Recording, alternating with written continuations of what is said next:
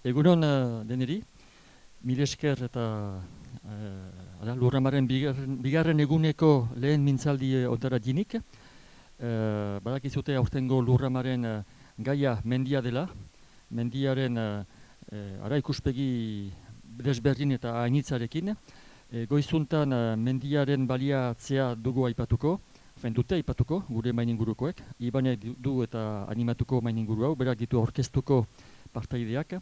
Eta galdera da azkenian mendia bat da, mendia baliatzen duten jendeak hainiz badira. Eta badira ikuspegi desberdinak, badira erabiltzeko manera desberdinak, eta maneren artean batzuetan badira baita ere gatazkazun baita. Eta gogo eta hau da nola egiten den gatazka horiek estitzeko, eta nola egiten dugu partekatzeko mendiaren erabilpena. Besterik gabe, maininguru on.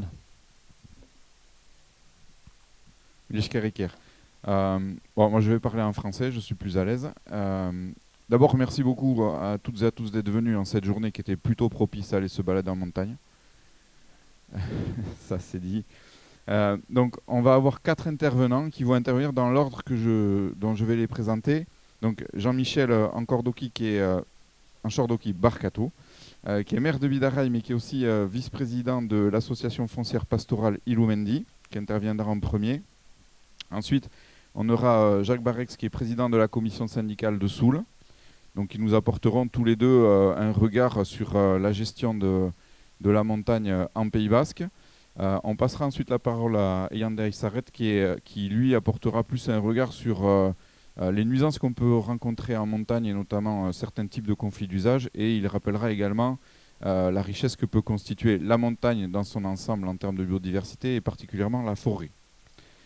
Et enfin, nous terminerons avec notre invité Xavier Coste qui est directeur de la pastorale pyrénéenne, qui, comme son nom l'indique, couvre l'ensemble des Pyrénées, mais a également quelques adhérents un petit peu partout en France, que ce soit dans le Grand Est, à l'Ouest, en Gironde et autres. Et donc, il nous donnera une vision un peu plus dézoomée de tous ces sujets d'usage de la montagne. Moi, mon rôle, il va presque s'arrêter là, si ce n'est que j'ai également un rôle important du respect du temps.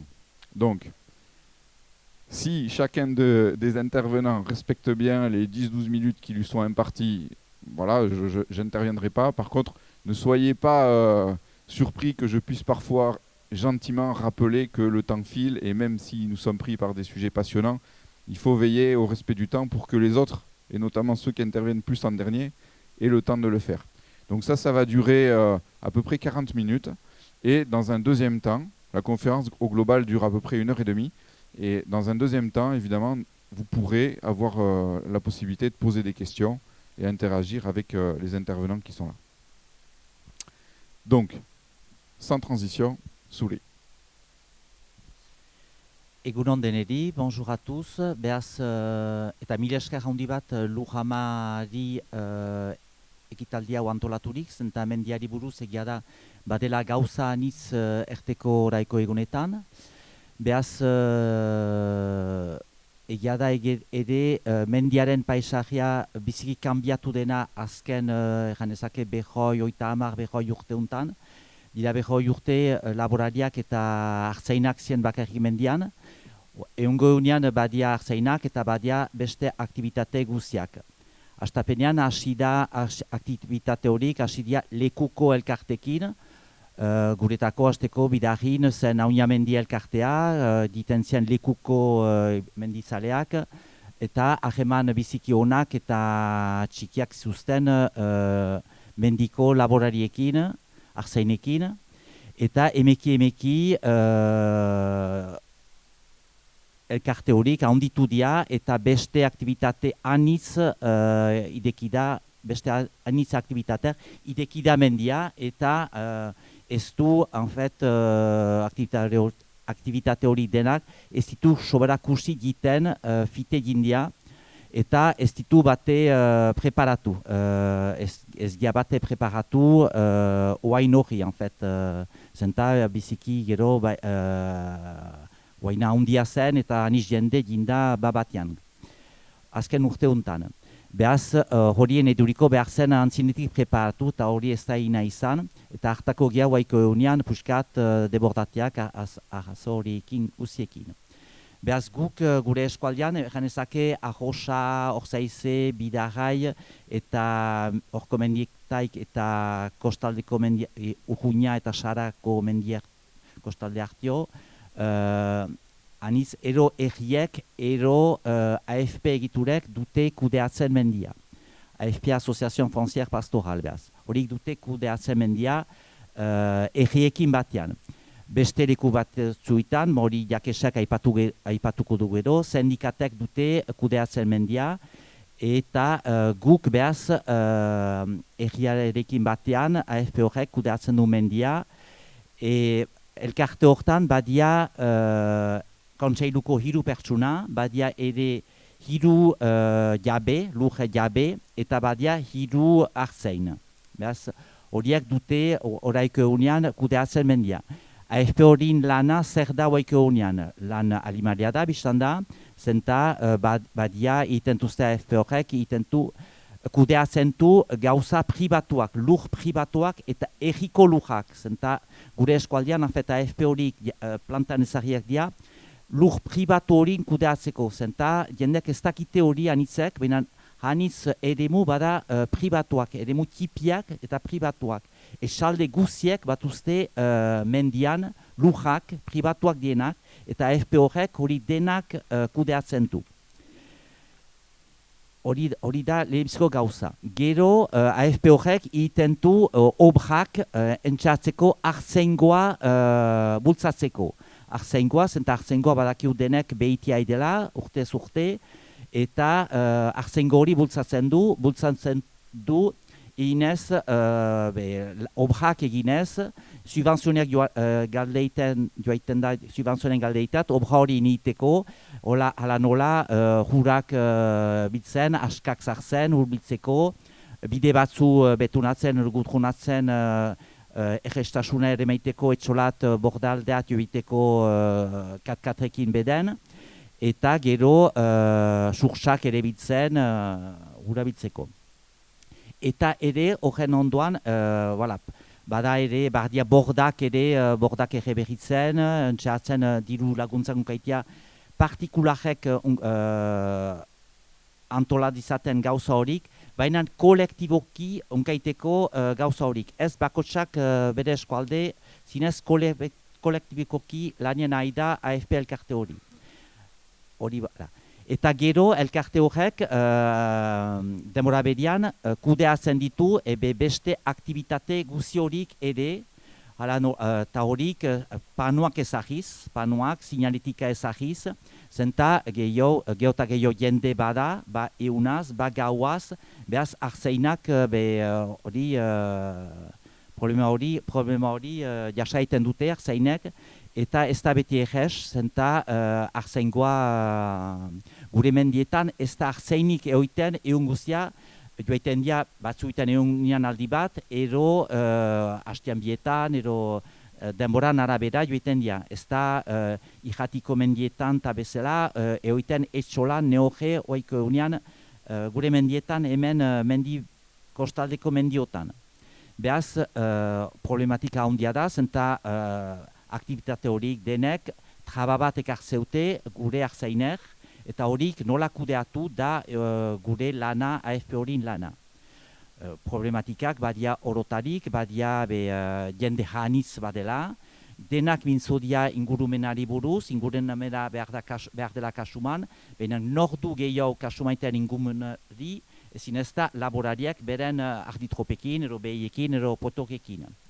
Eta hor, AFP horik ere sartzen duzte reglamendu batzu plantan, reglamendu horik sartzen duzte plantan, lehenik arzeinek bedek kudea dezaten untsa mendia, zenta horitai behar da hasi, bada gestion pastoral delakoa, batzuetan badia lekiak gehiago zikindiak bestia bano, behaz han badia berba, memento atez, sasoin batean behar dia potokak edo behiak hantzari, leko hori garbitzeko, eta beste sasoin batean menik gorau garbietan, eta ere behar dia identifikatu kabalak, zenta guai bideak badia aniztekutain, baina bideak badu biztanda onik, baina badu zahike, zenta jendek guai kamionetan takartzen duzte kabalak eta beste numaitik, ne hori pitxik jangabe batzuetan. Hori ere behar dia identifikatu. Beraz, hortaik laborantza reglamendu hori behar da hortaik hasi, eta gero ere aigia lanian puskat beste aktivitate hori reglamendia ekarriz ere. Hori panoak ezagiz, adibidez, panoak ezagiz, batzuetan ere borda bat antolatuz, zenta hoiko unian aniz borda badia lujian, behaz hortzi aldu barimada edo hola, mendizalek unkandezaten ere atarbe bat bere eskualdean, puskat atarbien ezartzeko hortzi bat edo zerbait egiten bada. Hori dena dia AFP horin kudeatzeko lanak. Megia da, aniz jende horik komplikatzen dutela gauzak, ikusten du zer nahi, gure mendietan waiko unian, aniz jende, lehoz leho, eta horrengatik ere, aniz laborariek ez zuzte gehiago, beren ardi tropak, ere maiten mendirat, zenta trabat baita, ez dia betian eoiten al, behaz sakurrekin, adibidez, sakurrekin problema handia du, zenta sakurrek jendek panoak ezagiz ere, sakurrek ez dia estekan, estekatzen duzte partizian, benen gero uste dute denak libro diela eta libratzen duzte. Zuetan, asketan, hura asketan, ardien erateko asketan, mainatzen duzte zakurrak. Suia pizteute, borda itzuliko zurak ero eurrak hartzen duzte eta bordak suia pizten. Hori denak reglamendia bada, benen ez duzte denek batzuik kasu maiten dute biziki. Me anitzek ez dute kasumaiten taldeak osoak egiten dira. Eta hor konfinamendu bukaeran ikusi du, hor bazen geota gehiago jende, eta hor ikusi du zinez gure mendiak lan jerrian diela waiko unian zenta bada haniz jende, me konfinamendu ateatze hortan ikusi du laik gehiago jende iten du ondoke urtetan ze izanen dien gure mendiak. Beraz hori buruz behar da lan bat animalia egiteko.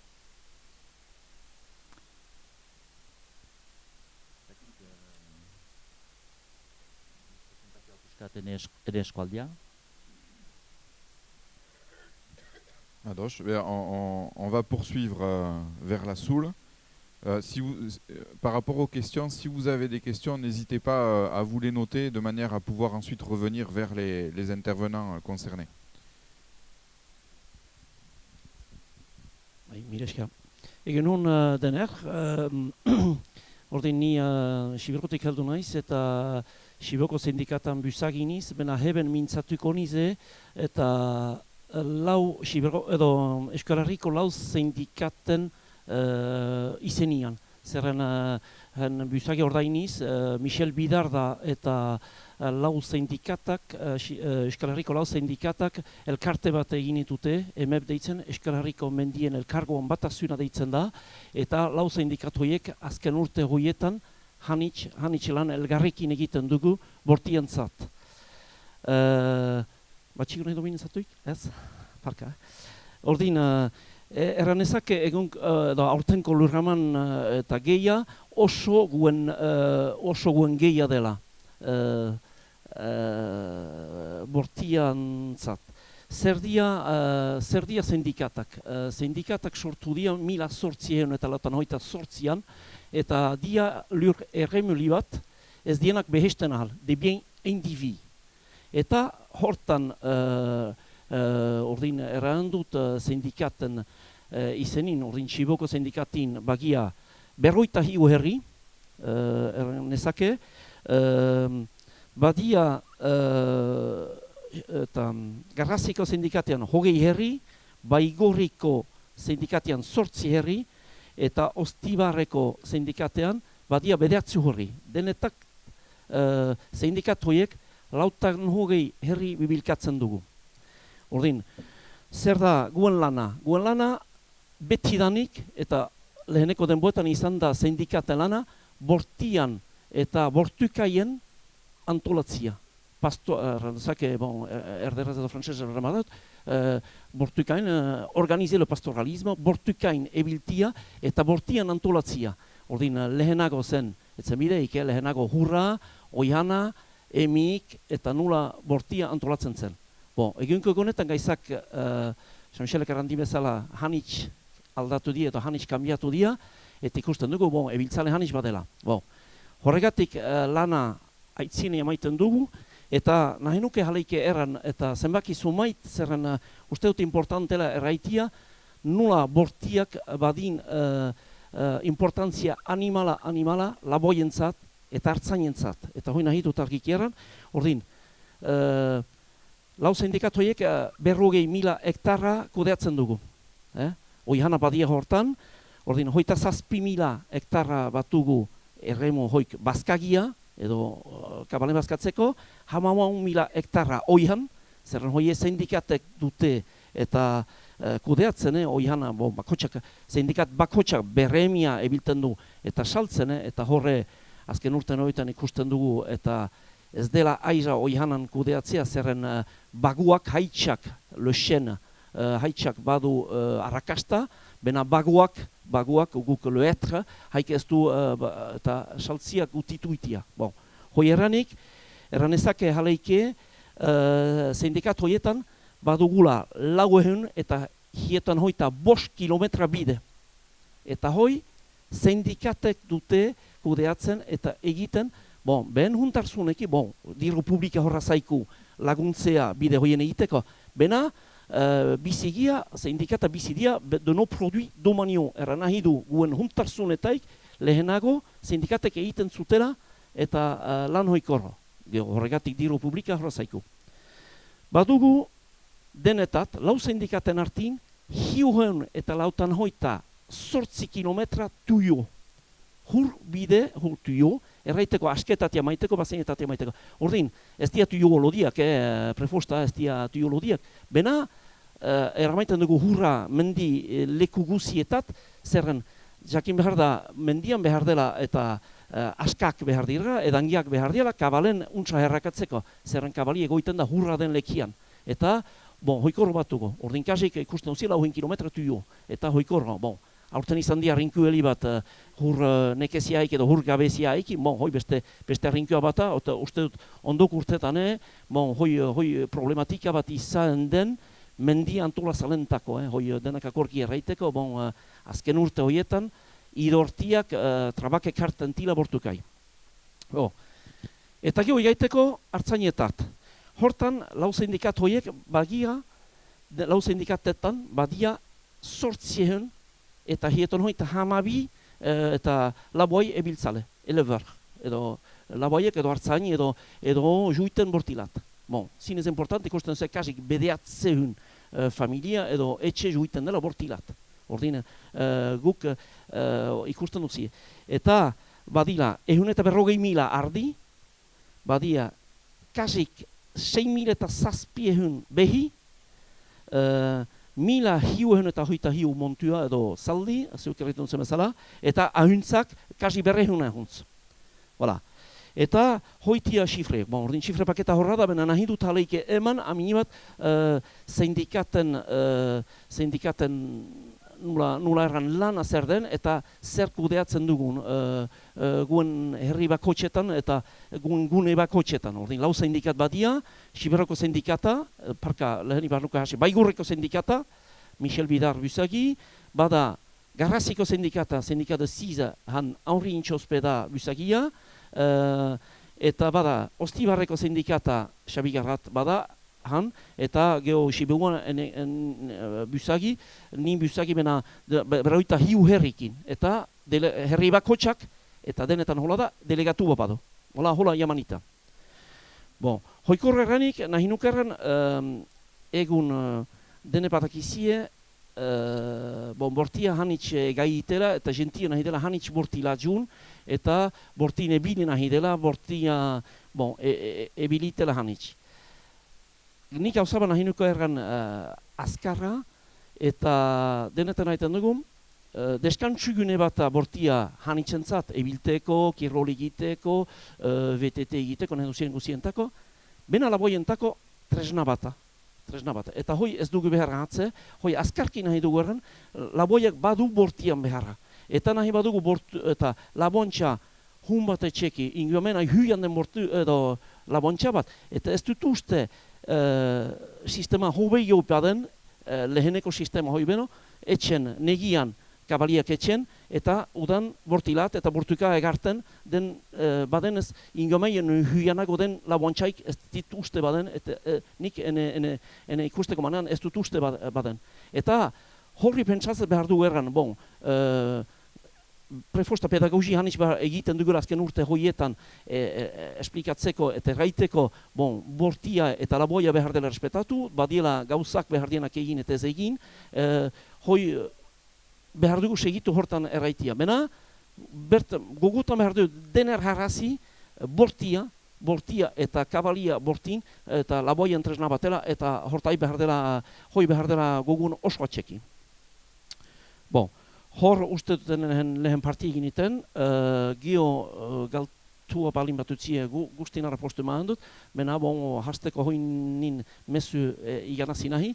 Erraitez, bon, azken urte hoietan jaleike zinez egiten dugula lane multi-usage horri buz, entzun duzie denek, eta sindikatak oaidila kasik hamabost urte hasi ziela lanean, eta sindikat hoiek egin ziela libruska bat eta lan azkar bat egin ziela, eta badela eta denek atzamaiten alduzie, le guide de bonne pratique de la montagne, hoi 2010an hasi itzien sindikatek, sindikat lan hoi azkarki egin itzien jadanik, bon, beharrezkoa da eta egun azkarrago behar lizate izan lan hoi, zerren ikusi dugu 2020an hoi, azken urte hoietan bortia bueno, habu egai itela, jente habu badela, eta COVID horrek ekarri dila berriz bortila bu jente hanitz eta praktika hanitz.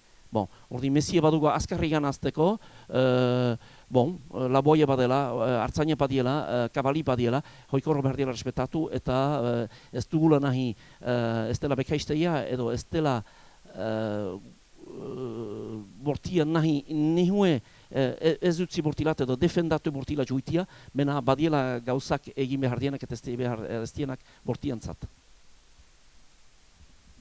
Donc la montagne, avant tout, un espace de travail pour les paysans, un espace de loisirs et également pour beaucoup d'entre nous, enfin en tout cas dont je fais partie, mais les loisirs, ça peut être aussi source de nuisances et notamment lorsque on chemine en montagne à bord de quads, de motos, voilà, qui sont des engins à moteur qui produisent des nuisances diverses et variées.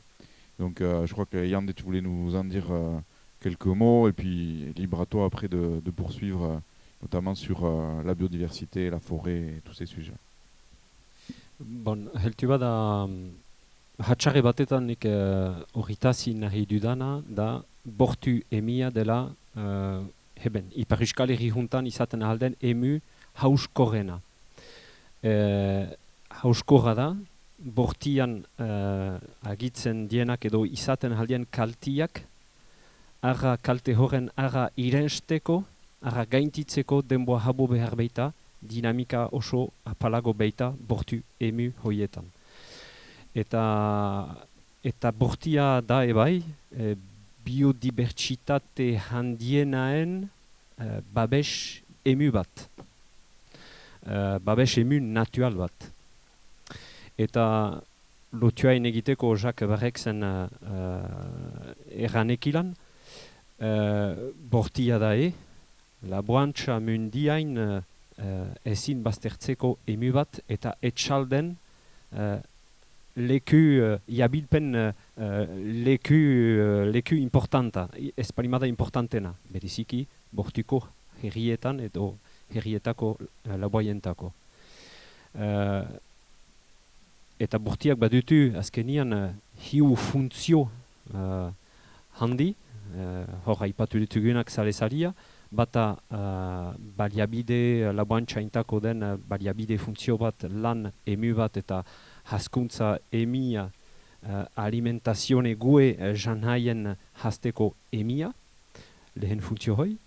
Bigarren funtzio bat da funtzio naturala, babes funtzio bat edo emu natural hoien babes gune bat, biodibertsitateaen babes gune bat, eta hiugarren funtzio bat da laboai estienentako edo zuin bizizalentako den aixialdi funtzio bat, ebiteko, hatxartzeko, gue hi emu eta urbanismo hortaik elkitzeko den emu bat.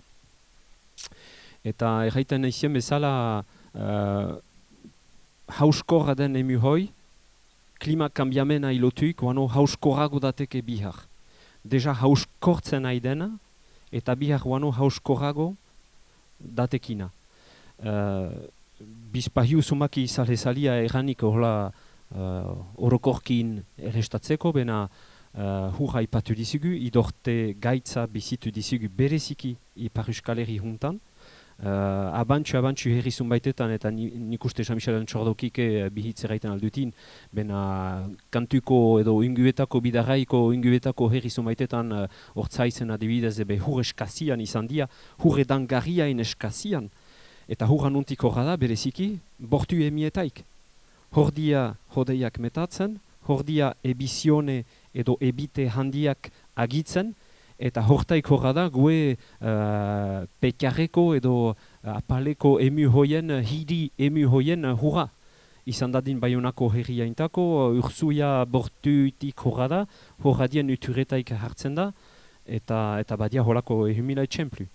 Eta hurra eskaztuko da, oaitik aintzina, deja eskaztu da, Sibioko etxemplu baten hartzeko uhaitza hori dugu Sibioko erreka nausia, hortan agertu da azken 50 urte horietan hur kantitatiak hanitxeze apaltu diela, kajik erdiz apaltu diela, sumaki hoi ez da sobea erraiten bena hala agitzen da, eta errobi emietan ebai, errobi desbardinetan ebai bergaiza hur hoi apaltzen da, lauaientako eta bortuko biziaintako, oentako azkenin, eta horako txempliak biderkatzen ahaldia. Eta gehuaintako badakigu badiela entzuntuzie klimain unguko estudio handiak egiten diela eta aintzin ikusten diela kambiamen handiak.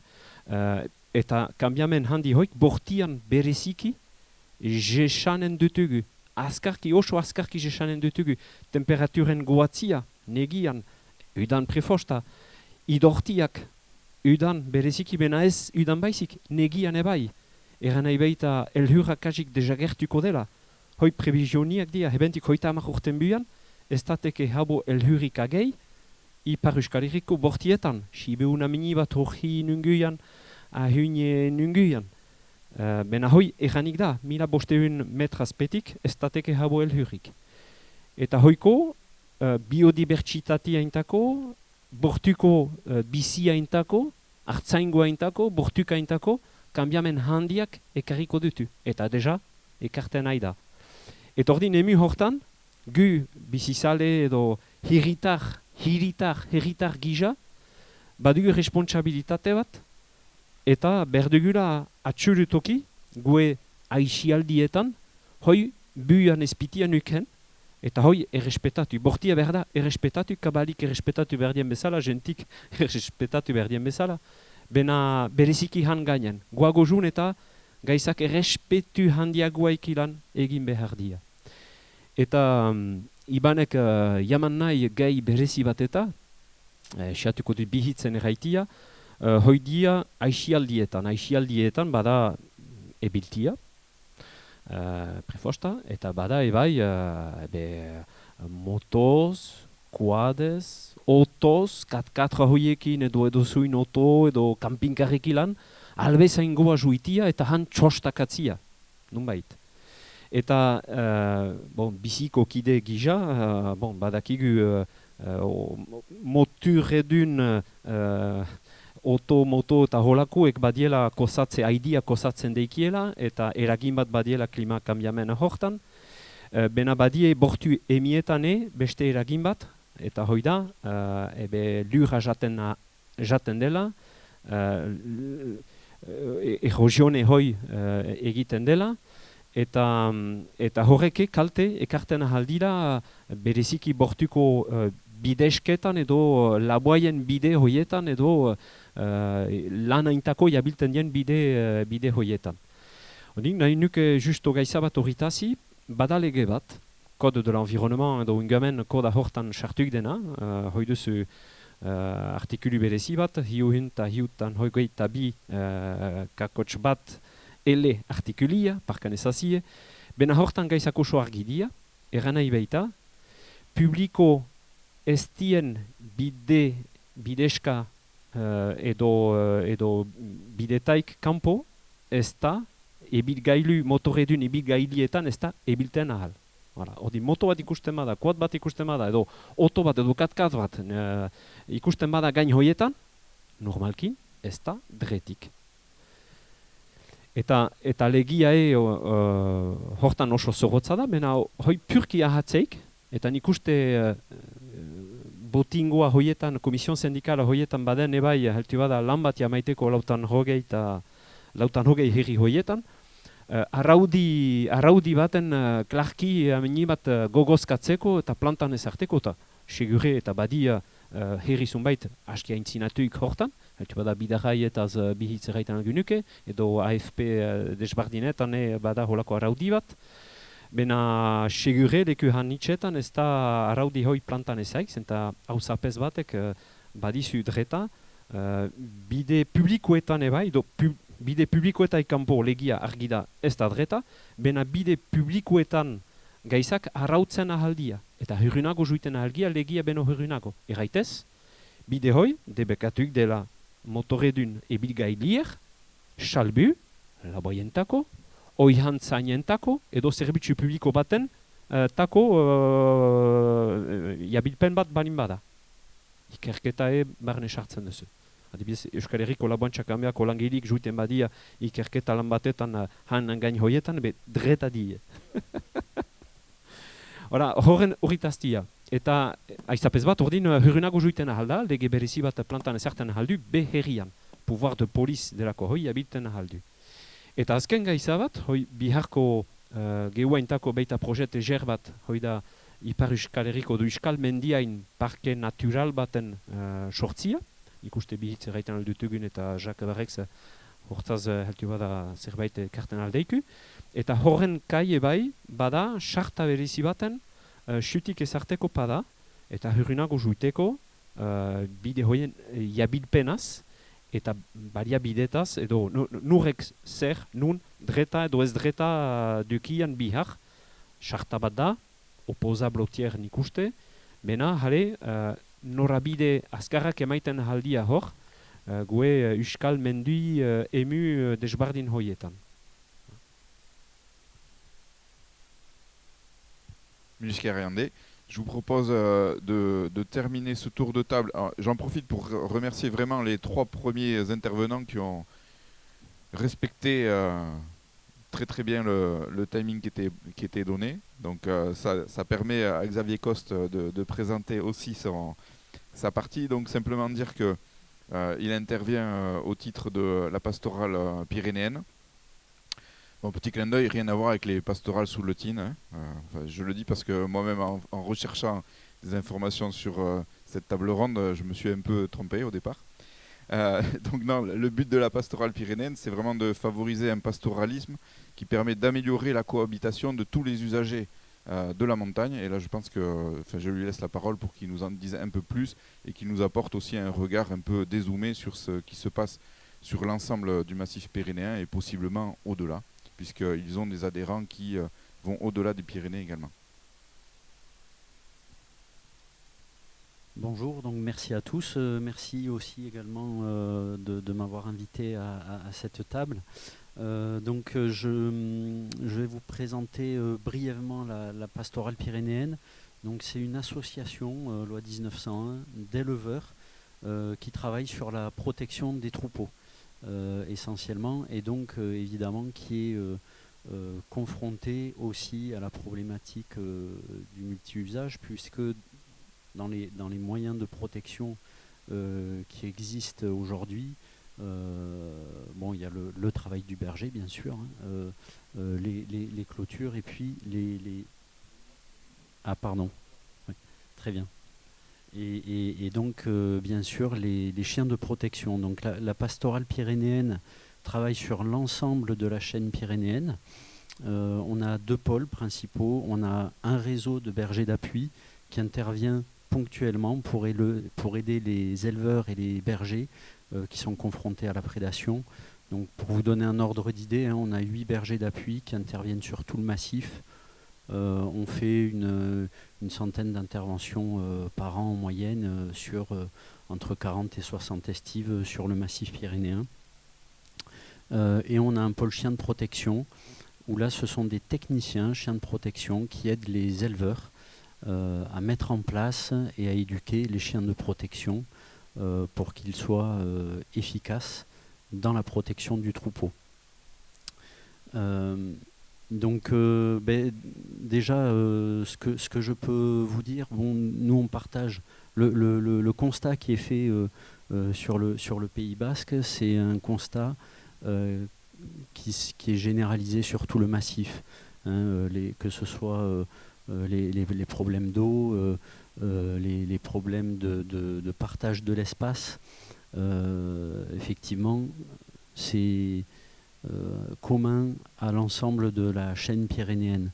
Et c'est vrai que depuis 2 ans, avec le Covid, on a vu ces 2 dernières années une explosion de randonneurs, de gens qui ont soif de liberté. Et c'est vrai que la montagne est quand même vendue, entre guillemets, hein, comme un espace de liberté où les gens peuvent faire le plein d'air, peuvent vraiment revenir aux sources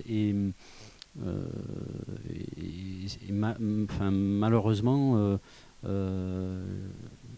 cet engouement pour ces espaces est à la fois, je pense, très positif parce que quelque part ça veut dire que les gens ont un besoin de revenir peut-être à l'essentiel. Mais voilà, il y a des façons de le faire.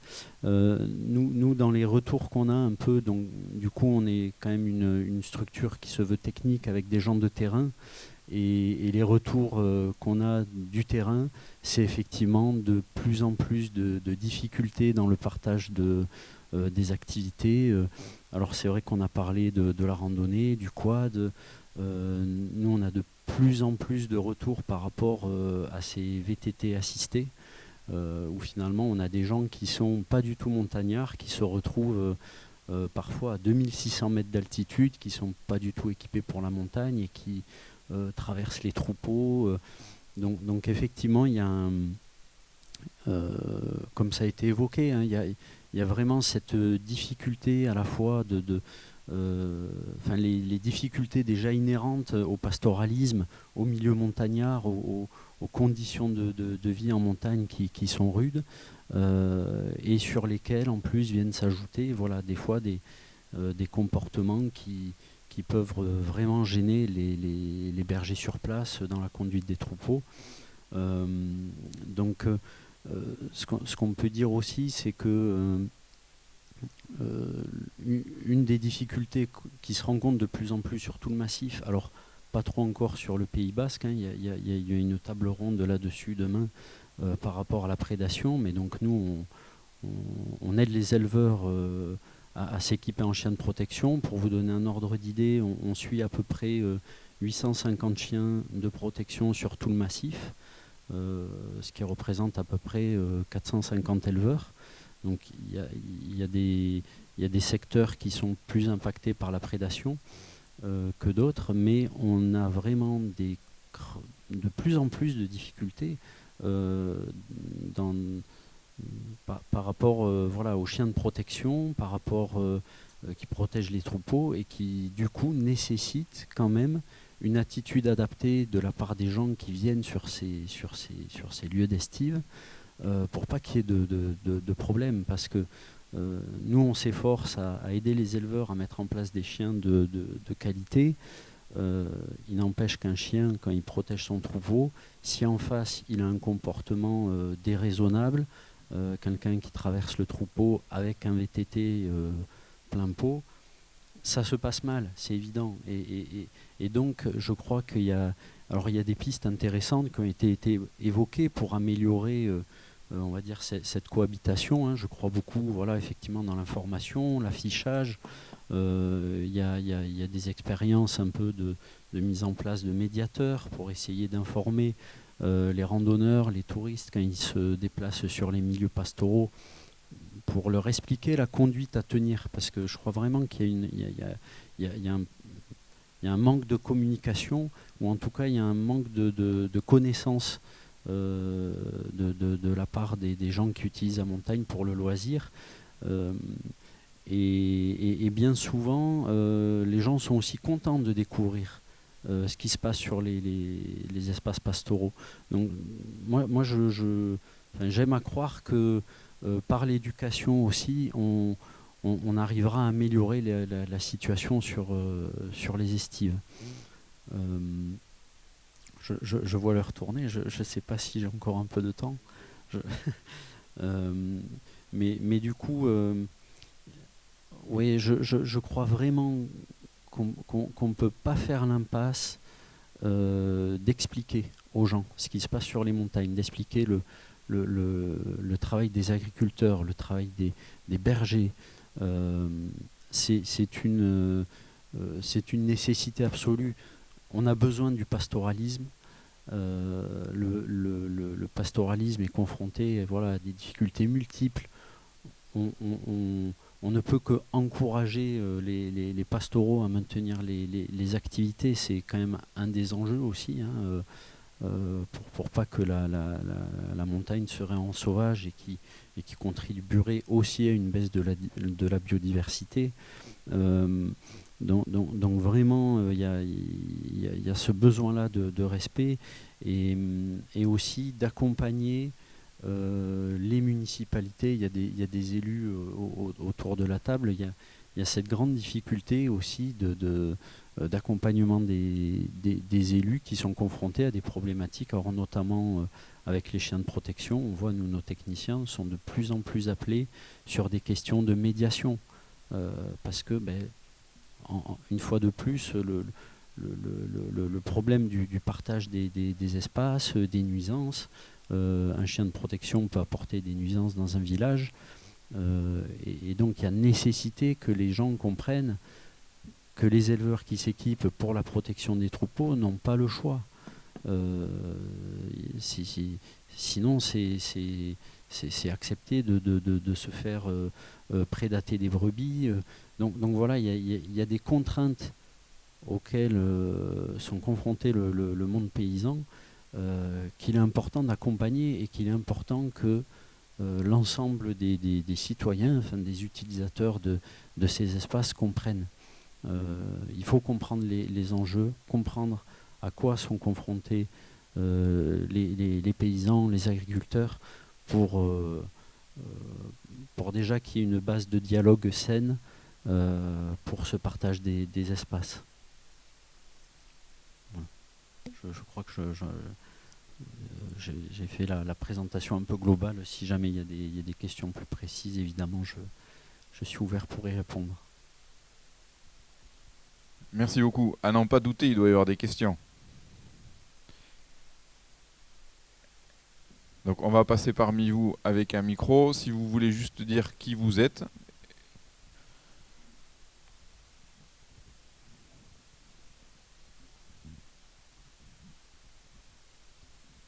Bonjour, Olivier, je suis animateur de la Confédération paysanne de l'Aude. Moi j'ai plusieurs questions. Une par rapport à la pastorale pyrénéenne. Est-ce que vous avez les chiffres des incidents, je vous vois pas, des chiffres des incidents qu'il peut y avoir avec les patous et les randonneurs? Ça c'est la première chose. Et puis j'avais une autre question là plus pour les Basques. J'ai entendu dans les différents usages de la montagne qu'on parle beaucoup de loisirs, mais dans le département de l'Aude, il y a aussi des soucis avec certains chasseurs qui ne respectent pas les clôtures, etc. Et je veux savoir comment ça se passe. Alors, je ne veux pas stigmatiser du tout la chasse, hein, mais ça existe aussi. Ils font partie aussi des usagers. Et du coup, je veux savoir aussi, est-ce que au niveau du Pays Basque, comment ça se passe dans les montagnes basques avec la pratique de la chasse? Donc je vous propose une réponse en deux temps. D'abord la pastorale pyrénéenne sur le focus spécial sur les problématiques qu'il peut y avoir avec les patous. Et puis ensuite on viendra avec la chasse et notamment la chasse à la palombe qui est d'actualité en ce moment. Alors, par rapport aux incidents patous randonneurs, on a la chance sur les Pyrénées de vraiment pas en avoir beaucoup. Comme je disais tout à l'heure, bon, nous on suit plus de 850 chiens. Les endroits où il y a des incidents, on les connaît. Bon, pour vous donner un peu l'historique, hein, ça fait quand même plus de 25 ans qu'on travaille dans le chien de protection, qu'on suit les chiens de protection, et on s'efforce à placer des chiens adaptés aux endroits où ils vont être. On a changé un peu notre façon de travailler. C'est vrai qu'il y a 20 ans, comme ça a été dit, les espaces montagnards étaient beaucoup moins utilisés par le grand public. Aujourd'hui, on travaille beaucoup sur des chiens stables. On favorise la socialisation au maximum pour que ce soit des chiens qui ne soient pas agressifs, ou en tout cas qu'il n'y ait pas d'agression injustifiée envers l'humain. Donc tout ça, ça passe par une forte socialisation du chien quand il est jeune. Donc effectivement, ce travail depuis 25 ans sur le massif pyrénéen permet qu'il n'y ait pas trop de problèmes.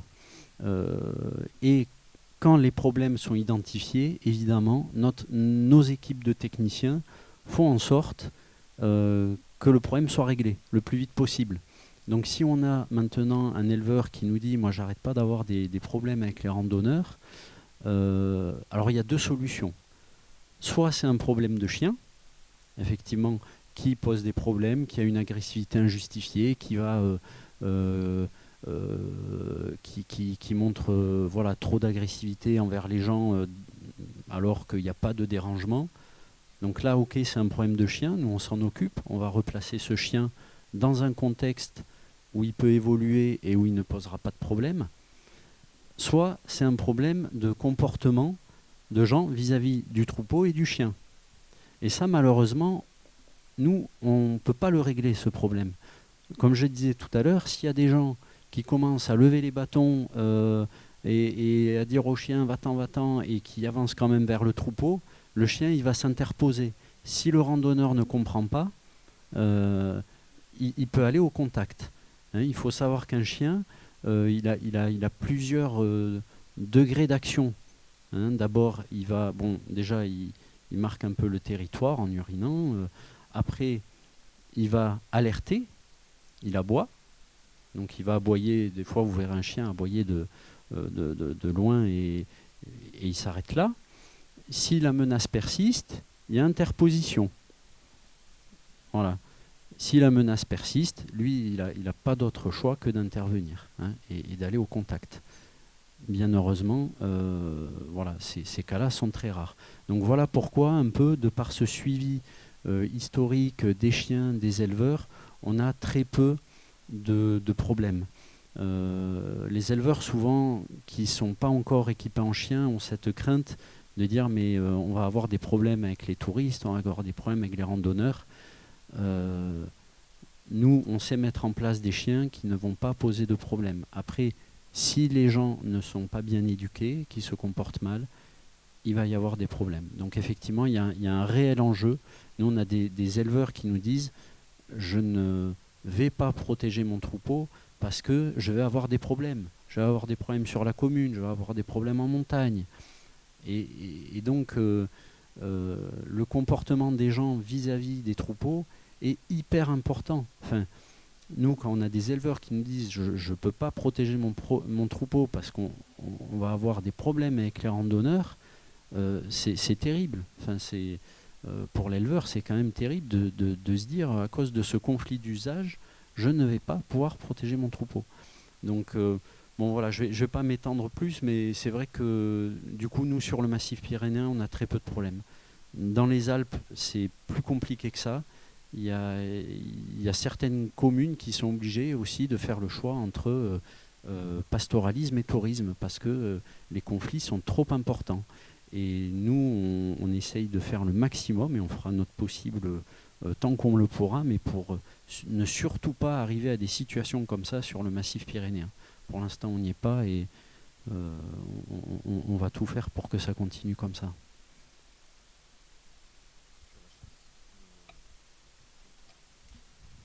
Oui, alors je voudrais répondre sur la chasse. Donc, eskoraz itzina segituko dut, aldot, ou je vais répondre peut-être en français pour la chasse. Alors, oui, je continue en basque. Voilà, on m'a fait signe. Mil esker. Bai, ordina ihistekan gainen nahi dut rapostu eman zerren guk Siberun berrez itarzuma padugu zerren Siberoko sindikatak lepuak saltzen du inizlaier. Alokaidatzen sasuantzat. Ez dugu berrezik errinkoek, ez dugu problemaik, zerren ursuantzat horra dira, bon, ez dugu azken urte horietan urso gutiago da, ez da ursoik pasatzen, eta erraiten aldugu, bon, ez dela arrinku berrezik inizlai horiekin. Erranezake badugula arrinkua herrietan badela habu, nun eta haidien orkatz eta basurder, inizen haidielaik, huietan bada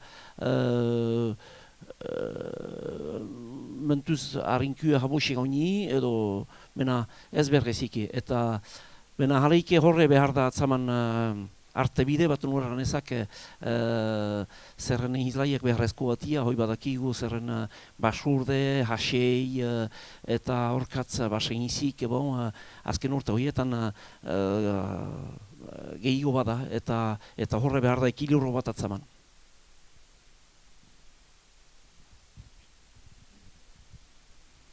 Puska gehitzeko, nik egen ezake neiduriko ihizia aspalditik hor dela, ihiztariak betidanik izan diela herrietan, mendizaleak eta beste aktivitate hori geostik ginadia, eta neiduriko ihiztariak dia waiko unean aktivitate hori dener puskat plantan ezagiak. Adibidez, prefetak emaiten du baimena gune batean iziaiteko ihiztariak zartzentuzte antolatzen dute beren ihizia goizetan, auzo batean ero bestean, partitu hainzin, panoak ezagiz eta ejanez noa joiten dien. Untsa organizatiatia panoak barimadia, beste aktivitatek ez dute horra joite beharrik. Baimena bada, errepikatzen dut behiz, prefetak baimena emaiten du, ihizia astapenean, gune batean ihizia iteko. Eta inuduriko, jakesek errandin bezala, ihizi hori beharrezkoa da, zenta laborariak buruz, waiko egunean, adibidez, basurdek, animaliko desmasiak egiten duzte, eta behar da, nunbaitan seurtatu eta regulartu basurde neurri hori. Behaz, lan bat da, beharrik eganezake ihiztari horik gure errikipietan beharrik ordia, zenta problemak badia, laborari eta ihiztarien artean, baina ihiztariak beharrik ordia eta segurtatzen dute zinez zerbait.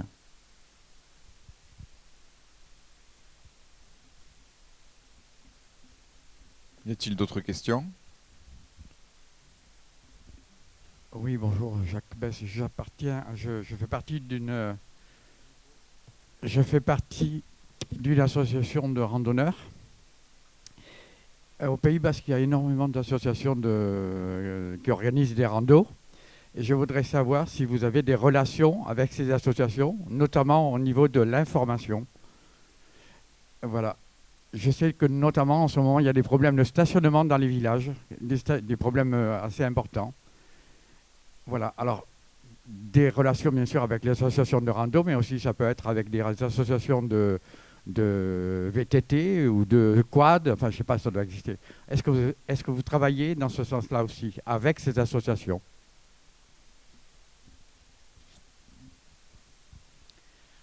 Nous, pour notre part, au niveau des communes et des AFP, on essaie de travailler effectivement avec ces associations de randonnée et de diverses activités. On a mis des conventions en place pour l'utilisation des espaces pour les activités qui sont déclarées. Mais aujourd'hui, on a beaucoup d'activités qui viennent à la journée ou comme ça, qui ne demandent rien du tout. Alors, est-ce que c'est aux gestionnaires d'aller voir les activités, ceux qui créent les activités, ou est-ce que c'est ceux qui créent les activités de venir voir les gestionnaires? Moi, je pense que c'est plutôt dans ce sens que ça doit se passer. Du coup, on ne peut pas tout réguler. Et à mon avis, c'est les utilisateurs qui doivent venir voir les gestionnaires.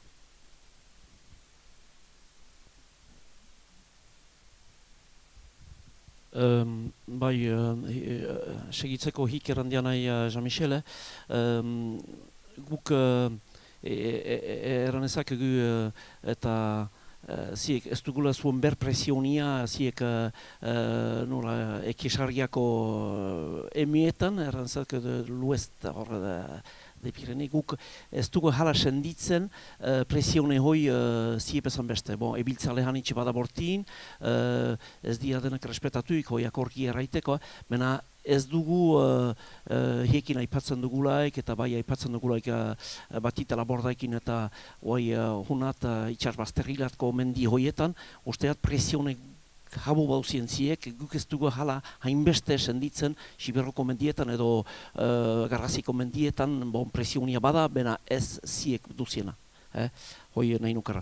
Ordin geho beste berdemoan nahi nuke doidoia aipatue, ordin bigaiza badia egun regulatzeko nik uste dut tiekin akornuke erraiteko egun ebiltzaliak eta bizikletegileak edo koade ebiltzaliak edo bortine ebiltzaliak lana behar dugunez guk egin, bai lana egiten dugu herbuz, erraiteko informazio honi elkartez, bena ebiltzalek behar di jakin norbaiten emin ebilten diela eta norbaiten emila joiten diela, eta uste dut hek dien parte hartu behar, edo hek dien errantzainuentu hartu behar, egun joiten dielaik, ze libro den egitia gune hoietan, edo ze ez den libro. Ustia da eta hoiden behar dugu hortan lan egin. Ordin egiten dugu lan, azken urte hoietan, hanitz pano izan da ezaik, informazione hanitz eginik, ordin uste dut hor badugun hoien ikusteko manea da, bena uste du behar dugun urte bat edo beste edo bi egan zerren gauzak ez dia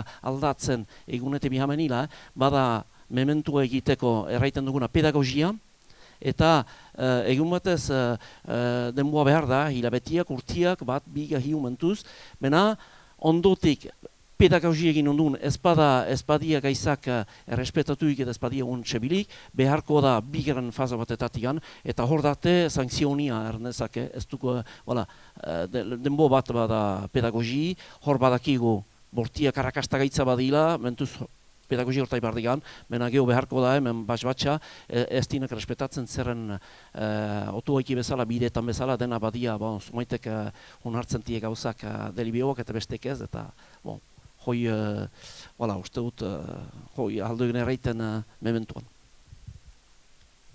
Justement, hop, je profite de poser une question parce que par rapport à ce qui vient d'être dit, en fait, globalement, enfin moi, l'impression que j'ai, c'est que la plupart des randonneurs sont plutôt vertueux, font attention. Et la difficulté, c'est qu'il y a des exceptions qui viennent perturber les écosystèmes. Il suffit d'un randonneur qui pratique mal pour semer le trouble sur l'ensemble des pratiquants. Et du coup, ma question, c'est justement sur ces terres qui sont privées mais gérées d'une certaine manière collectivement, quels sont les moyens d'action en termes de rappel à l'ordre et de répression, si tant est qu'ils existent? Ou est-ce que finalement, dès lors qu'on est sur des secteurs montagneux gérés par exemple par les AFP, finalement on fait un peu ce qu'on veut sans grand risque?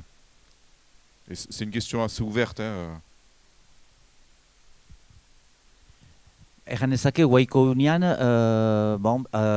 ez da represioneari buruz, ez da pitxik eginik, ez da pitxik plantan ezagirik, informazionek badia, Guk adibidez, bidarrialdean gertatu zauku jandarmak ahaztiaz, eta ero jendeak zahiazien pano baten antzinean beren otoakin, ero bizpairo oto berzean ondotik lehoan ezagiak eta traktor bat edo zerbait ezpa hasten al, baina hek dute bakarrik guaiko honean jandarmek dute bakarrik kisunak emaiten al.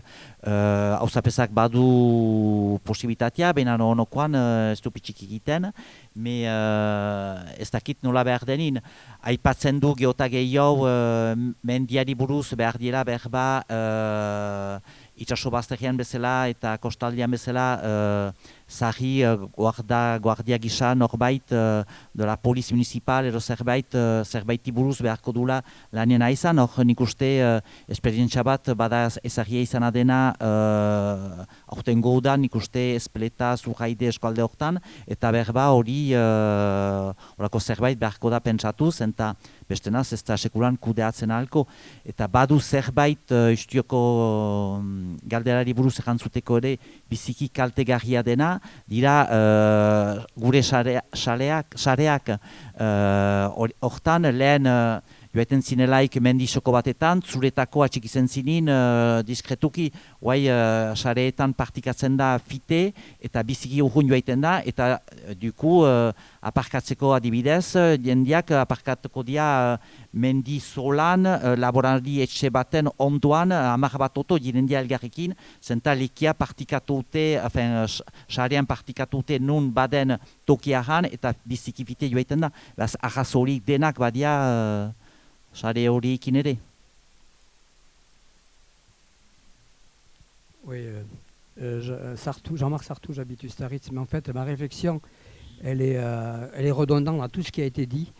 C'est vrai que là vous avez, ce qui me paraît important également, c'est les groupes sur les réseaux sociaux qui amènent des personnes qui finalement n'ont accès à aucun code de la pratique de la montagne, notamment sur ce que vous disiez Yende sur la fonction de la montagne, la fonction de prévention économique, de loisirs. Et ça, effectivement, c'est des publics qu'on a du mal à toucher. Après, c'est vrai que nos montagnes au Pays Basque, c'est des montagnes qui sont peu élevées, qui sont petites, qui sont très accessibles au plus grand nombre, notamment aux personnes qui sont... on a une densité de population importante sur la côte aussi, et qui n'ont pas les codes aussi, effectivement, pour l'accès. J'ai souvenir, il y a quelques années, on avait des associations de montagne qui organisaient des marches en montagne et qui expliquaient la montagne. C'est-à-dire le fait de cheminer, ce que c'était que la montagne comme un lieu de loisir, de détente, où on se ressourçait aussi pour repartir la semaine au boulot. Mais on expliquait aussi effectivement l'histoire, les codes, les usages, les pratiques, ce que les animaux et les gens qui étaient là toute l'année amenaient.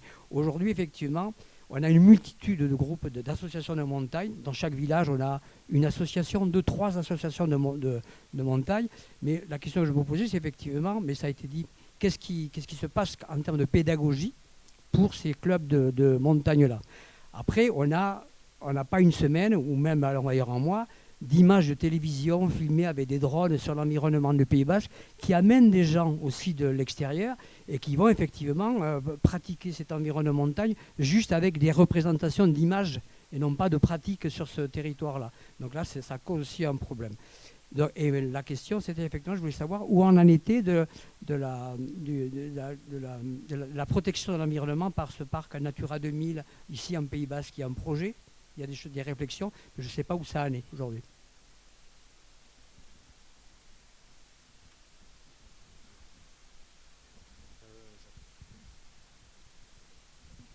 Oui. Alors, je pense que vous voulez parler du parc naturel régional. Bon. Les commissions syndicales soucieuses un petit peu de maintenir ce pastoralisme, quelques années se sont posé la question de savoir quel était l'outil qui pouvait aujourd'hui rassembler au-delà des commissions syndicales tous les acteurs un petit peu de cette agriculture, de ce pastoralisme, du maintien du pastoralisme. Voilà. Et après plusieurs études, je dirais que plusieurs possibilités. Il a été décidé en 2014 de se lancer sur la création d'un PNR. parc naturel régional. Voilà. Alors, un parc naturel régional, ce n'est pas un parc national. Je tiens à le préciser. Un parc national, c'est une décision d'État où les choses sont très réglementées. Un parc naturel régional, c'est un espace aujourd'hui pour le Pays Basque, ça concerne 111 communes.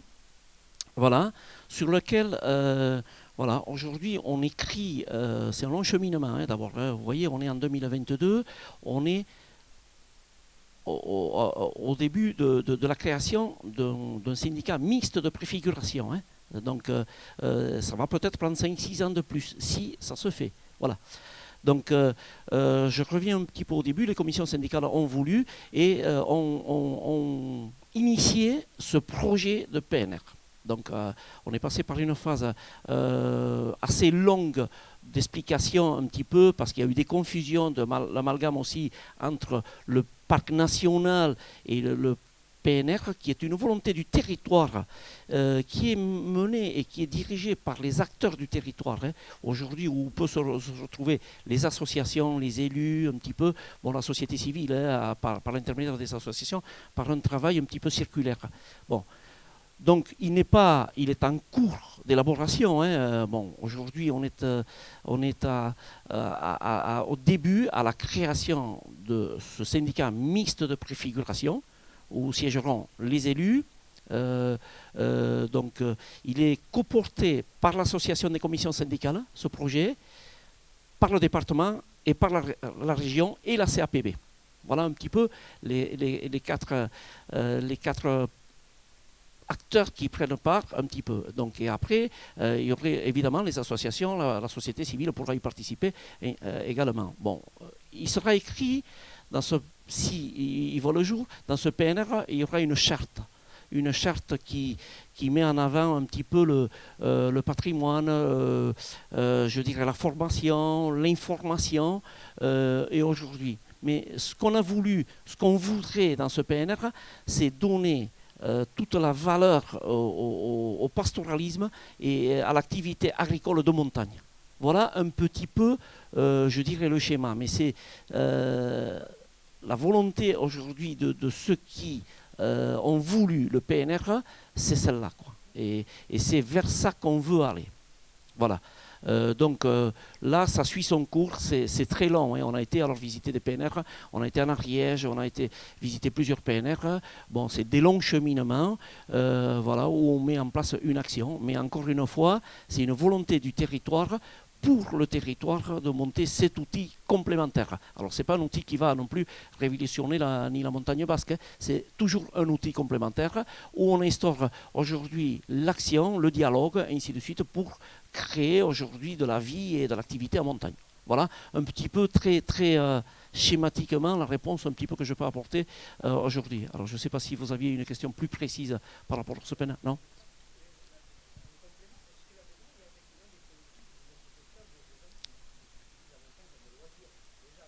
Non, alors là, on est en phase de création. Donc aujourd'hui, les associations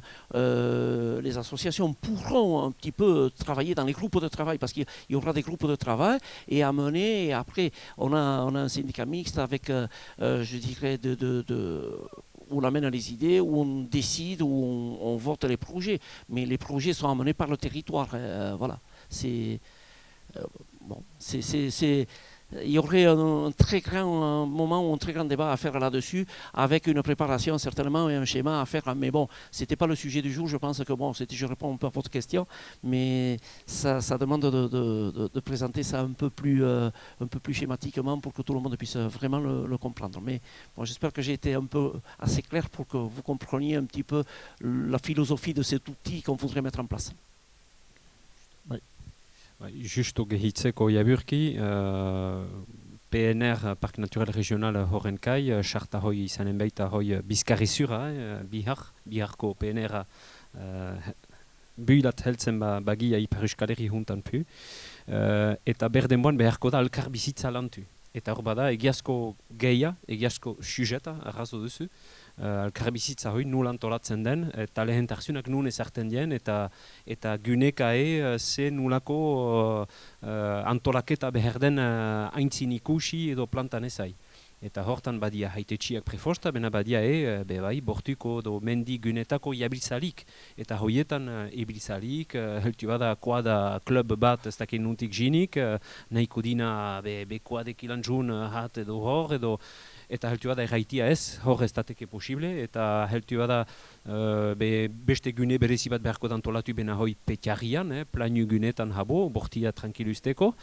Bon, eta geho erraiteko jente hanitz badela bortietan, karikaturatzen halgunuke kostaletik jinik bi jente ben tzakuraik ilan eta tzakura ez dugula estekatzen, bena badia gue herrietan eta bortu gunetan bizi dien zunbait bai, ez diena bortia behar bezala errespetatzen ikuste, odin kasu karikatura hoier, nik adibidez VTT-a praktikatzen dut, pertsonalki, asistantziaik gabe, nuklearaik gabe, bena ninguien ikusten ditut motoak, hor txostakatzen horradienak eta edokoadak, eta hoiek kalte hanitz ekarten die bai sendetan eta bai bidesketan, zenta bideskak katkatra hoiekine handeatzen tutie eta entretenitzea renkoak sorazten haldutu, badelaik hortzantz handi bat hurrek oano desmasi handiaguak egiten tutie, erosione holakuak sorazten, ravineman delakuak egiten, bon, horreke badutu ondoamenak. Eta hoik usu herritarrak dia, voilà. Lekuko jentik, bazterrakuntza ezagutzen tutie, eta horradi, eta ebiten di, eta minima eta sola gabe. Voilà, jenter, ebiltzaler, edo beste jabiltzaler, sobeak kajuik egin gabe. Bon, hoi nahi nizune plazatu. Bon, baziren hemen hitzak aldaturik, otoi laburrak, hitzak edo galderak? Egunon deneri, mille esker. Alors, bon, je dis bravo pour ce débat. Rafa Valdivielso, donc je suis un des membres fondateurs de l'association Onyamendi qui fête son 50e anniversaire cette année. Voilà. Et je voulais rebondir, je suis content, il y a eu des interventions sur le rôle des associations. Bon, le rôle des associations n'est pas suffisamment mis en avant je dis un peu par la collectivité. Hein. Bon, je dis ça avec le sourire parce que je ne critique personne. Bon, bref. Nous avons par exemple, M. Barex a dit que dans le code de la bonne conduite des montagnards en 2010, nous avons été créés en 1972, nous avons un code des bonnes conduites écrit, on peut le distribuer. Nous sommes très investis dans la défense de l'environnement, dans l'éducation à la pratique du sport de montagne. Et à la rencontre, nous avons créé Onyamendi aussi pour une rencontre, et c'est là que on est complètement en phase avec l'Ourama pour que les paysans, le monde paysan et les citadins se rencontrent. Bon, je crois qu'on était dans les pionniers, bon, on n'était pas les seuls. Jean-Michel Anchordoki, le maire de Bidara, il l'a soulevé très pertinemment. Voilà. Je crois qu'on a fait du bon boulot là. Bon, les associations de montagne sont très importantes. On ne parle pas assez. Le club alpin français, par exemple, a aussi une bonne pratique. On travaille auprès de nos adhérents. Bon, je fais partie aussi d'une association de retraités à Biarritz Sport Retraite. Et moi, personnellement, ils le savent, je travaille de temps en temps, j'envoie des pics sur l'environnement et sur des pratiques. Parce qu'il y a des nouveaux, les retraités, il y a des anciens qui font de la montagne depuis longtemps, mais il y a des nouveaux. Sinon, il faut leur apprendre, même aux anciens. Voilà. Il y a aussi la Fédération basque de montagne, ici, tout près de chez nous. Sur 3 provinces, il y a plus de 60 000 adhérents. 60 000, j'en parlais la semaine dernière avec un des responsables. Ils fêtent, eux, le 100e anniversaire en 2013-14. D'ailleurs, on sollicitera, bon, moi je suis un peu délégué par rapport ici au Pays Basque Nord, et il y aura des activités, on sollicitera les clubs pour qu'ils participent à ce très grand événement. 100 ans, plus de 60 000. Est-ce que ce sont ces gens-là, est-ce que nous dérangeons le plus la montagne? Est-ce que ce n'est pas vrai? Tout à l'heure, je crois ceux qui dérangent, ceux qui abîment sont plutôt, hélas, c'est des marginaux qu'on le voit trop. Hein, mais la majorité des gens des clubs, c'est rare qu'ils abîment. Bon, malheureusement, il y a le trop d'activités en montagne. Vous allez avoir des clubs qui vont abîmer la montagne par l'érosion qu'ils créent en faisant des courses. Bon, on ne peut pas être anti-course. Quand on parle de centre club, de suite, on nous met au pilori parce qu'ils ont l'impression qu'on est course, qu'on est anti-trail, on est anti-ceci, on est anti-cela, mais c'est une réalité. Une course, c'est 2-3 ans après, vous avez une érosion, vous avez un sentier, il y a l'eau qui s'engouffre là-dedans et ça fait des dégâts considérables. Le quad, on n'arrête pas d'en voir. Des motards qui viennent de toutes les régions, il y en a. Et souvent, vous les trouvez à Espelette. Pourquoi? Parce qu'il y a une telle publicité depuis 30 ou 40 ans à Espelette. Évidemment, ils vont là-bas, etc., au Mont d'Arin. Bon, la Rune, bon, vous avez vu comment nous sommes investis. Bon, alors par chance, moi je dis à ceux qui en parlaient tout à l'heure, rejoignez aussi, il y a des tas de gens, des tas de montagnards qui pratiquent, qui sont engagés dans la défense de l'environnement au sein du collectif des associations de défense de l'environnement, c'est-à-dire le CAD. Il y a une section CAD montagne. Moi, j'en fais partie. On a mené une bataille, je pèse le mot, à la Rune aussi, contre des investissements. Est-ce qu'il vaut mieux un chemin avec de l'érosion de montagne de marcheurs ou autre que des bulldozers et des pylônes et des activités touristiques en haut de la Rune? Mais ça, avec des millions du conseil, avec des millions de nos impôts. Alors là on ne parle pas de dégâts, alors que ce sont des dégâts considérables. Est-ce que la montagne ne doit pas rester naturelle, vous voyez? Bon, je vais arrêter parce que je suis très investi là, mais je tenais à le dire. Et je dis bravo aux associations de montagne et reconnaissons, discutons. Il y a eu une chose très belle qui a été dite. C'est aussi aux montagnards à aller voir les communes. Parce que c'est vrai, c'est très difficile de se garer dans ce secteur. Il y a des montagnes interdites tout près de chez nous ici. On ne peut plus passer sur des tas de chemins, alors qu'on y passait il y a peu de temps. Vous voyez, il y a tout ça. Bon, mais bravo et continuons le débat.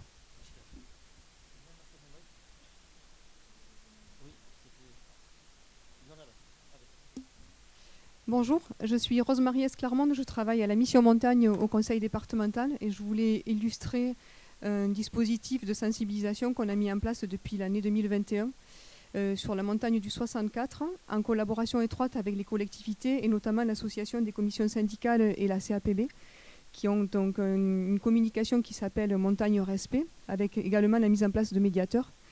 Donc sur l'ensemble du département, on a mis en place un dispositif qui s'appelle Réussir ma randonnée. Réussir ma rando, exactement.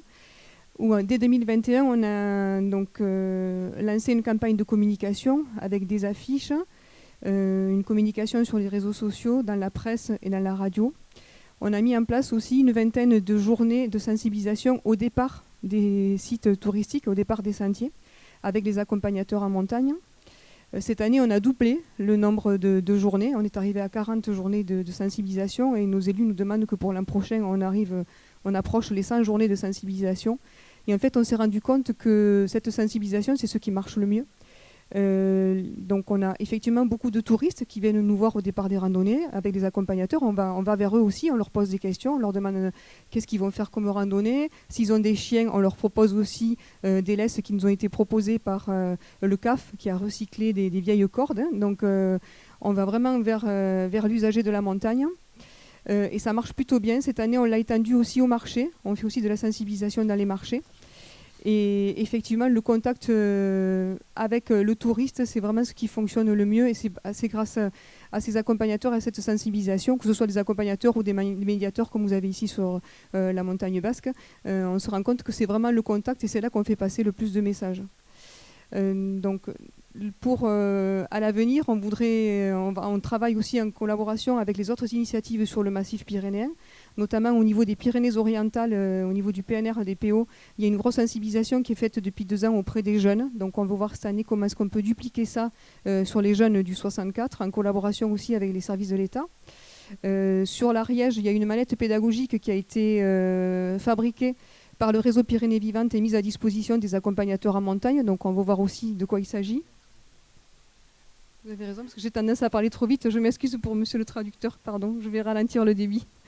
Sur le 65, au départ, dans la vallée des Gaves, par exemple, il y a une petite pochette en tissu qui est distribuée au départ des randonnées aussi pour que les gens ramènent leurs déchets. Voilà. Donc il y a d'autres initiatives et c'est bien de voir tout ce qui se passe à l'échelle du massif pour pouvoir tous ensemble avoir les mêmes initiatives de sensibilisation. Donc nos projets pour l'année prochaine, en tous les cas, ce sur quoi on va travailler, c'est effectivement la sensibilisation auprès des jeunes en collaboration avec les commissions syndicales et les communautés de communes à l'échelle de la montagne du 64. C'est aussi sur les réseaux sociaux, vous l'avez dit, monsieur le maire. La grosse difficulté, c'est que nous, on maîtrise nos propres outils dans les institutions, mais les réseaux sociaux, on ne peut pas maîtriser les réseaux sociaux d'autres de gens privés. Donc voir un peu avec les influenceurs, comment est-ce qu'on peut arriver à les sensibiliser. On ne peut pas dire n'importe quoi sur la montagne et surtout y faire n'importe quoi.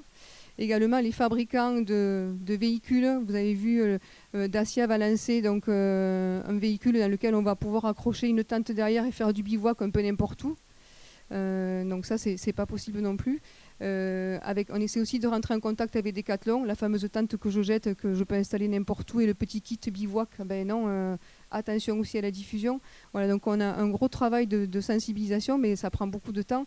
Et comme vous l'avez dit, Monsieur Barex, ça va demander quelques années. Mais nous, on croit beaucoup à la sensibilisation. Il est certain qu'à un moment donné, elle a aussi ses limites et qu'on réfléchit à l'échelle du massif de voir comment est-ce qu'on peut s'organiser avec des sanctions ou peut-être qu'en début d'été, avoir une opération très forte sur certains sites ou même sur la montagne du 64, sur 3 ou 4 sites et de dire voilà, maintenant, on va peut-être verbaliser aujourd'hui les gens qui n'accomplissent pas de bons gestes. Et je rejoins ce que vous avez dit, monsieur, qui est en face de moi. Nous, on le voit au départ des sentiers de randonnée, puisqu'on y va aussi, les techniciens du département. On est en binôme avec les accompagnateurs en montagne, avec les bénévoles des fédérations, qui cette année nous ont aidés aussi à faire cette sensibilisation.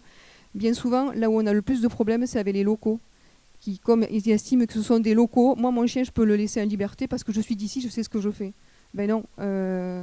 Non, je pense que les bons gestes, ils s'appliquent à tout le monde, qu'on soit de l'extérieur ou des gens, qu'on soit touriste extérieur au département ou des gens locaux. Voilà, dans tous les cas, nous, on croit beaucoup à la sensibilisation et à la pédagogie. Azken bizpahiru galdera, markatu, gero denbora pasatzen da, eta otoi laburrak. Interesanta zen, menan ez zinezten laburrak, aintzinekoak, barkatu. Egunon, Thierry Marnef, moi je suis à la Ronce. J'ai juste une question très simple, c'est comment se fait-il que le quad, dont on dit qu'il a que des nuisances sur l'érosion, sur la biodiversité, sur le bruit, sur le climat, sur l'élevage, et sachant qu'il y a une large majorité pour qui considère que c'est une nuisance, pourquoi il n'est pas interdit? D'autant que ça relève d'une décision locale.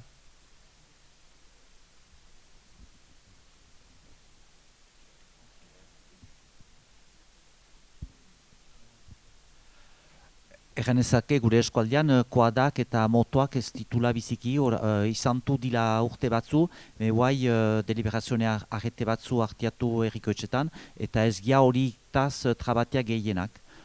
Koadaik ez da biziki eta motoik ez, egia da guai gehiago bizikleta elektrikoak eta hori dela gehiago, baina koadaik eta ez da biziki ikusten gehiago gure hasteko gure eskualdean.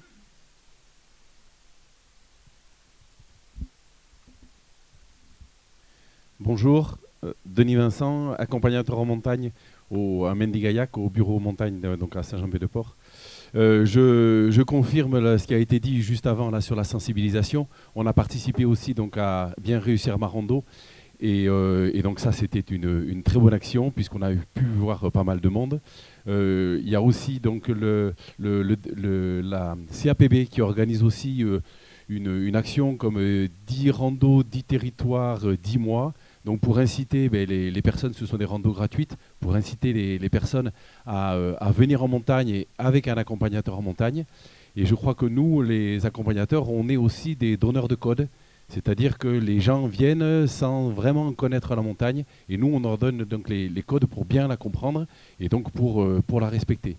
Donc voilà, pour moi, le problème, il est la sensibilisation et c'est comment faire venir ces urbains qui doivent découvrir la montagne, parce que c'est leur patrimoine aussi, mais comment leur donner les codes? Comment les faire venir justement à la sensibilisation?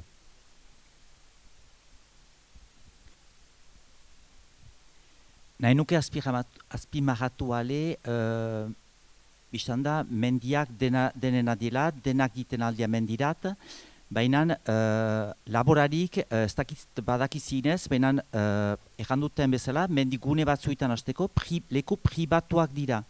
eta mendi ateraldi batzu badi antolatiak, eta gune batzu balizatiak, eta orai hanitzek ez dute konvenzionek eginik, jendeak balizatiatia leku batzu, jaben pribatuetan, eta untsalaiz konvenzionek behar dia pahastu, pribatu horiekin bide horietan pahasteko, bideska horietan pahasteko. Nahi nuke ere azpimarratu leku pribatu horietan, laborariek pagatzen dituztela pahatzeute diruzama bat, gure eskualdean AFPR eto batzuetan egier, bere gunetat ardiak edo potokak ere maiteko hori batzuetan euro bat edo euro bat terdi ardiendako, eta 10 eurotano beste kabala ondietano. Eta kanpotik aldien elkartek gure mendien antolatzeko ez dute deus pahatzen baiko egunean. Behaz hoge bada lan bat ekartzeko. Zerbait pentsatzeko, zenta ez da aski elkarteak arrahaztia mendietat, behaute ere zerbait diru zama bat numait ekarri. Laborari mendiek eta hegi tipi horik, mendiakin bizidia, gure bizia hori da laborantza, egitako bizia laborantza da, eta laborari, biztan da, beste aktivitate horiek hartzen dute ekonomiat, adibidez, ibilaldi bat inta, joiten dia ostatura trago baten eateat, mendian antolatzeko, oraiko unean, ez dute pitxik ekartzen. Hori behar da azpimarratu, eta hori laborariek komprendiaute ederki. On arrive quasiment au terme. Bai, azken bat, hemen hitzak aldatua zuen. Eta ez dakot errefusatzen ala honi.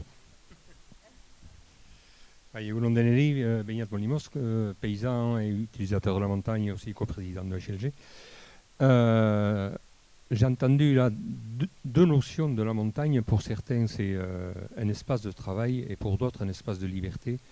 Moi, je pense qu'il manque une chose fondamentale sur laquelle il faudra travailler, je pense, sérieusement, c'est les relations entre les uns et les autres. Aujourd'hui, il y a un guide de bonnes pratiques, on l'a entendu, qui a été mis en place, qui explique ce qu'il ne faut pas faire, mais moi je pense qu'il faut aussi expliquer ce qu'il faut faire, et je pense que le relationnel entre les gens qui utilisent la montagne pour leurs besoins, c'est-à-dire les paysans, et les randonneurs et tous les autres utilisateurs de la montagne, il manque ce relationnel, c'est-à-dire qu'il faut que les gens discutent entre eux, parce que je pense que les uns et les autres, on a beaucoup à apprendre. Voilà.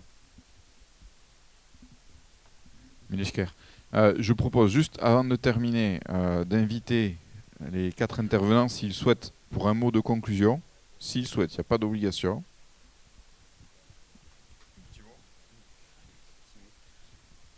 Oui, moi, je crois beaucoup à ce qui a été dit là sur effectivement cette éducation, la nécessité de dialogue. Je crois qu'il faut encourager vraiment toutes ces initiatives. Nous, on est en réflexion aussi. Je pense qu'à terme, voilà, dans ces bonnes pratiques, de la même façon que c'est assez entendu qu'avant d'aller en montagne, on regarde la météo, s'il va faire beau, pas beau, pleuvoir, neiger. Et bien de la même façon, il faut regarder sur quel territoire on va traverser. Est-ce que c'est du privé? Est-ce qu'il y a des troupeaux? Est-ce qu'il y a des chiens de protection? Est-ce que pour adapter son itinéraire et effectivement prendre en compte tous ces paramètres qui sont aussi importants pour qu'il y ait une bonne cohabitation.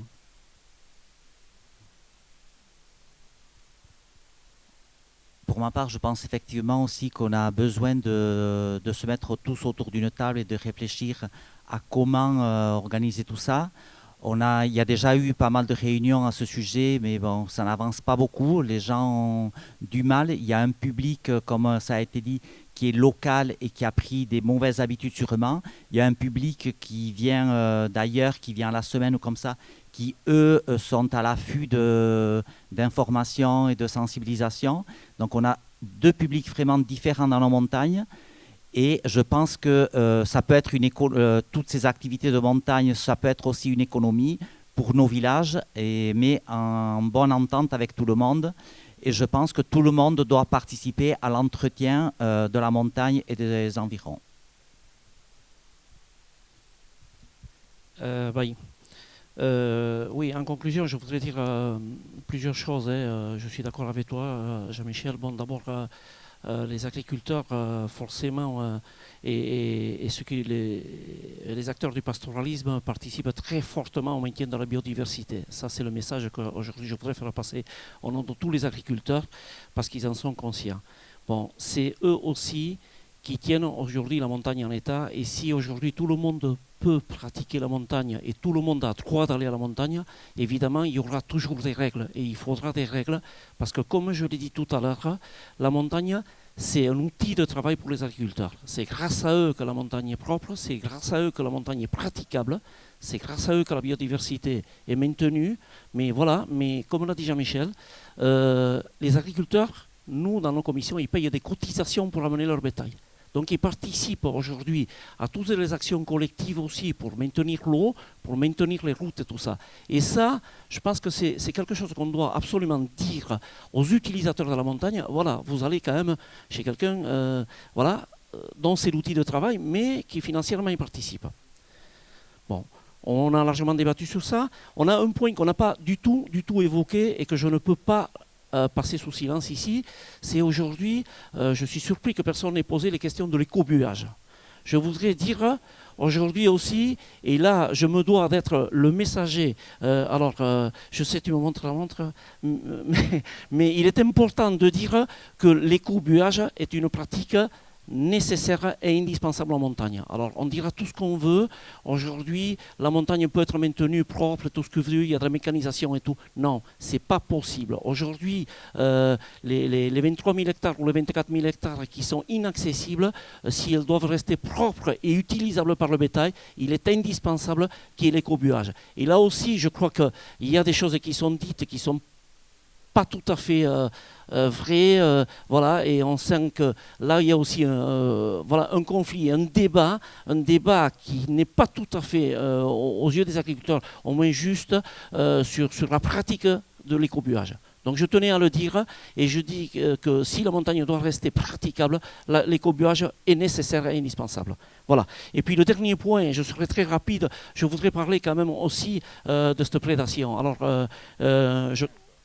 oui, c'est la prédation, mais juste pour faire, parce que ça me fait un petit peu peur, dans un département où le taux d'installation des jeunes agriculteurs est la plus importante de France, je crois, si je ne me trompe pas, hein, c'est dans les Pyrénées et c'est ici surtout dans le Pays Basque. Je voudrais dire que cette prédation, elle pourra nous apporter certainement beaucoup d'effets néfastes, parce que quand j'entends aujourd'hui qu'il y a 800 chiens pour 450 éleveurs, nous je crois qu'on a 850 éleveurs, j'ai du mal à croire que c'est la montagne basque. Et ça, ce n'est que les chiffres des commissions syndicales, ils puissent avoir 1700 chiens, quoi. Donc, je pense que les choses sont différentes. Alors, l'État n'a pas été exemplaire, notamment sur la prédation, en nous imposant des ours sans dialogue et sans se tourner vers les éleveurs et vers les agriculteurs, notamment il y a quelques années. Donc, je tenais aussi à le dire, c'est qu'aujourd'hui, là aussi, il y a le maintien de la biodiversité, mais il y a ce dialogue qui doit être très important avec l'activité économique, l'agriculture de montagne, le pastoralisme qui maintient la vie de nos villages. Voilà, je vais conclure avec ça. J'étais un peu long, mais merci de m'avoir écouté. Milesker.